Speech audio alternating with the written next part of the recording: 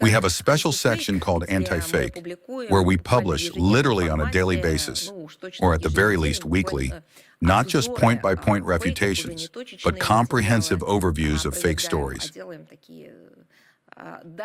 We compile digests with a large number of articles that we debunk. We also present some of these for your attention during our briefings. The number of materials published in France recently by certain mass media outlets, and quite a few of them. These include TV5 Monde, RFI, Jeune Afrique, that deliberately distort Russia's role in combating terrorism in the Sahel, literally leaves no other option but to conclude that this is a deliberate information campaign designed to devalue our country's contribution to regional security and undermine its strengthening position in the Saharo-Sahelian region. However, instead of engaging in the pathological dissemination of falsehoods, French journalists and pseudo-analysts would do better to reflect on the true causes of the large-scale crisis in the sphere of regional security. And these, as they say, lie on the surface. This is, first and foremost, the operation organized by France to overthrow the legitimate government of Muammar Gaddafi in Libya in 2011, and the tragic events that unfolded thereafter, which struck all the states and peoples of the region by ricochet. It was precisely these actions that became the starting point for the spread of Islamist ideology in the Sahel, the emergence of terrorist groups, and the uncontrolled growth of violence and the circulation of weapons.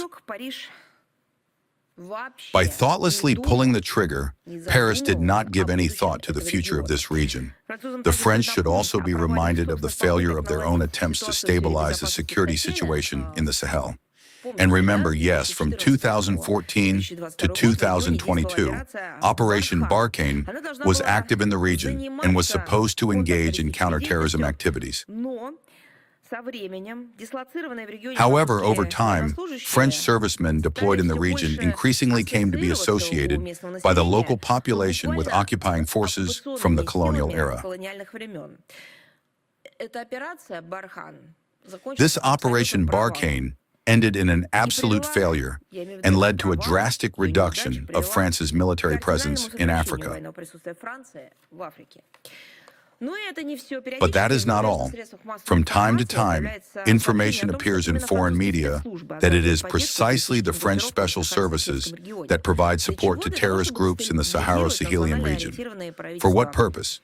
To destabilize the nationally oriented governments of Burkina Faso, Mali, and Niger, which have managed to rid themselves of French paternalism.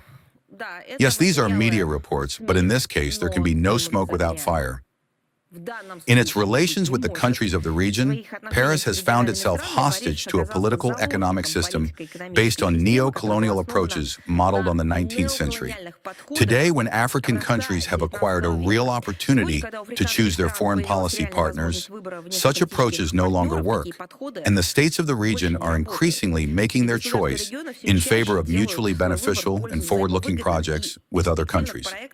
This is the objective reality with which the French state is today not ready to come to terms, encouraging various kinds of disinformation and attempting to shift onto others its responsibility for problems with regional security. As for Russia's role in ensuring the stability of the Saharo-Sahelian area, I would like to remind you that by the beginning of December 2025, largely thanks to the involvement of the African Corps of the Ministry of Defense of Russia, the Malian authorities managed to overcome the acute phase of the fuel crisis. At present, the armed forces of Mali, with the support of military specialists from the African Corps, are conducting counter-terrorist operations in areas where armed gangs are running rampant. The Russian Federation is interested in developing multifaceted, mutually beneficial cooperation with the Confederation of Sahel States. We intend to continue making a constructive contribution to strengthening the architecture of regional security, both on a bilateral basis and through relevant United Nations mechanisms.